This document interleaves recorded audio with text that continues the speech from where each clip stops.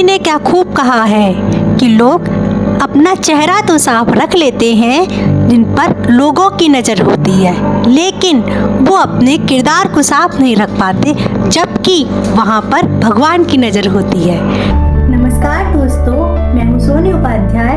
आज मैं एक छोटी सी स्टोरी आपको लेके आई हूँ और जिन्होंने ये स्टोरी लिखी है वो अपने बारे में बताते हैं।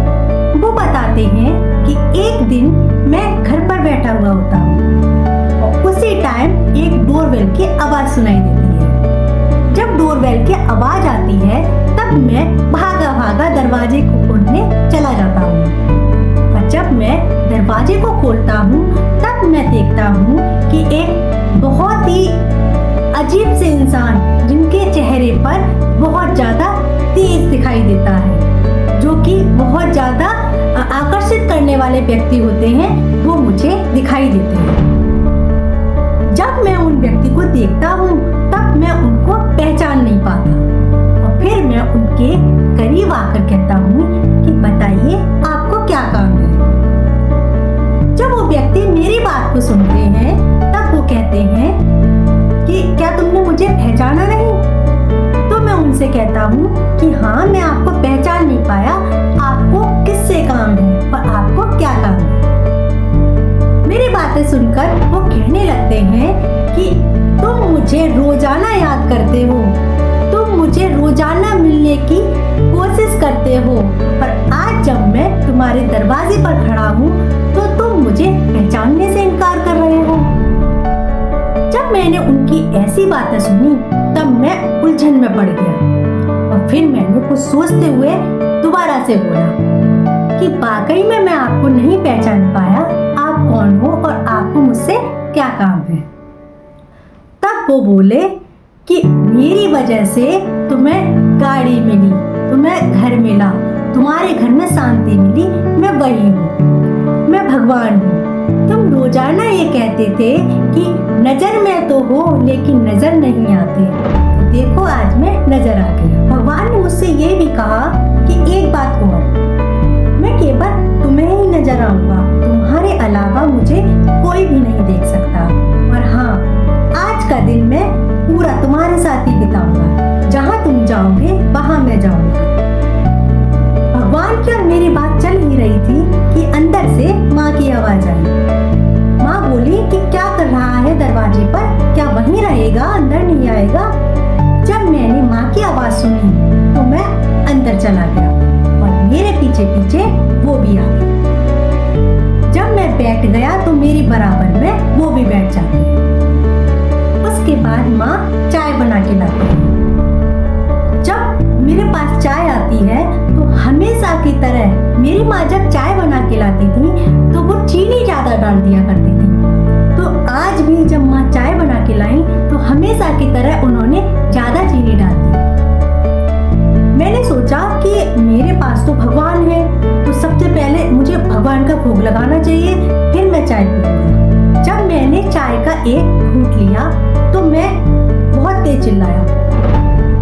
माँ रसोई में थी और मैं तेज चिल्ला के बोला, माँ आज फिर तुमने इतनी मीठी चाय कर दी, आज फिर से तुमने चीनी ज्यादा डाल दी, मुझे ये बिल्कुल अच्छी नहीं लग रही। जैसे ही मैं माँ फिर चिल्लाया उसी क्षण मुझे याद आया कि मेरे बराबर में तो भगवान बैठे हैं, क्या सोचेंगे मेरे बारे में? ये सोचेंगे कि जिसने मुझे जन्म दिया है मैं उस पर इस तरह से चीखता हूँ, इस तरह से चिल्लाता हूँ। फिर मैंने माँ से धीमी आवाज में कहा, कोई बात नहीं है माँ, मैं चाय पी लूंगा, चाय ठीक है। उसके बाद होता क्या है, मैं नहाने के लिए जाता हूँ और मेरे पीछे पीछे वो भी चलने लगते हैं। फिर मैं ठहर के उनसे कहता हूँ, यहाँ तो बख्श दीजिए, यहाँ मैं अकेले ही जाऊंगा। फिर मैं नहा के बाहर निकलता हूँ अपना काम से फ्री होके। उसके बाद जब मैं नहा के पूजा करने बैठता हूँ तो वो भी मेरे बराबर में बैठ जाते हैं। जैसा कि उन्होंने मुझसे कहा था कि मैं जहाँ तुम जाओगे वहाँ मैं चलूंगा, तो वो वैसा ही कर रहे होते हैं। तो जब वो मेरे बराबर में बैठ जाते हैं मेरे मन में एक विचार आता है। मैं सोचता हूँ आज तो भगवान मेरे साथ हैं, तो मैं बहुत अच्छे से पूजा करूँगा, बहुत मन से पूजा करूँगा, बड़े ही मन से पूजा पूजा की, बड़े ही अच्छी अच्छी बातें की और बहुत ही अच्छा मन था उस दिन। ये सोच रहा था मैं कि कम से कम भगवान को तो इम्प्रेस कर दूं, भगवान मेरे बारे में सोचेंगे कि कितनी ईमानदारी से पूजा करता है। तो वैसे ही मैंने पूजा की। पूजा करने के बाद अपने काम के लिए मैं निकलने लगा। जैसा कि हमेशा मैं किया करता था कि गाड़ी चलाते चलाते ही फोन पर बात किया करता था, आज भी मैं ऐसा ही कर रहा था। लेकिन अचानक याद आया कि बराबर में भगवान बैठे हैं और भगवान मेरे बारे में सोचेंगे कैसा इंसान है ये तो ट्रैफिक रूल भी नहीं मानता। ये सोचकर मैंने गाड़ी साइड में लगाई और फिर मैंने कॉल पर बात करना शुरू किया। कॉल पर जो इंसान थे वो एक डील पक्की कर रहे थे, तो मेरे मुंह से निकल गया कि हाँ सही है और मुझे कितना परसेंट मिलेगा। इतना कहते ही मुझे याद आया कि मेरे बराबर में तो भगवान बैठे हैं, वो ये कहेंगे कि ये तो रिश्वत लेता है, ये तो करप्शन करता है। कहते कहते मैं चुप हो गया। उसके बाद क्या होता है, जब मैं ऑफिस पहुंचा तो थोड़ा जो मेरा व्यवहार था वो थोड़ा चिड़चिड़ा था। जब मैं चिड़चिड़ाने ही वाला था अपने स्टाफ पर, तभी मुझे याद आया कि भगवान मेरे साथ हैं। ये सोचकर मैंने अपना पूरा दिन ऑफिस में बड़ी ही शांति से बिताया, बड़े ही खुश मिजाजी से बिताया। ऑफिस का काम खत्म करने के बाद मैं गाड़ी में आकर बैठा घर जाने के लिए। वो भी मेरे साथ साथ चलने लगे। गाड़ी में मैं बैठ गया और मेरी बराबर वाली सीट पर वो भी बैठ जाते हैं। मैंने उनसे कहा कि सीट बेल्ट लगा लीजिए, क्योंकि मैं भी लगा रहा हूँ तो आप भी लगा लीजिए, ट्रैफिक रूल्स फॉलो करने पड़ेंगे। वो सीट बेल्ट लगा लेते हैं। उसके बाद हम पहुंचे अपने घर पर। मैं आगे आगे, वो पीछे पीछे। माँ खाना रेडी कर चुकी थी और उन्होंने खाना तैयार करके डाइनिंग टेबल पर लगा दिया था। मैं खाना खाने के लिए बैठ गया, मेरे बराबर में वो भी बैठ गए। खाना शुरू करने से पहले मैंने पहला निवाला भगवान के नाम का निकाला। जब भगवान ने खाना खाया तब मैंने खाना शुरू कर दिया। आज जो मैं खाना खा रहा था बड़े ही प्यार से और बिना कमी निकाले खा रहा था, और माँ ये सब बड़े ही आश्चर्य से देख रही थी।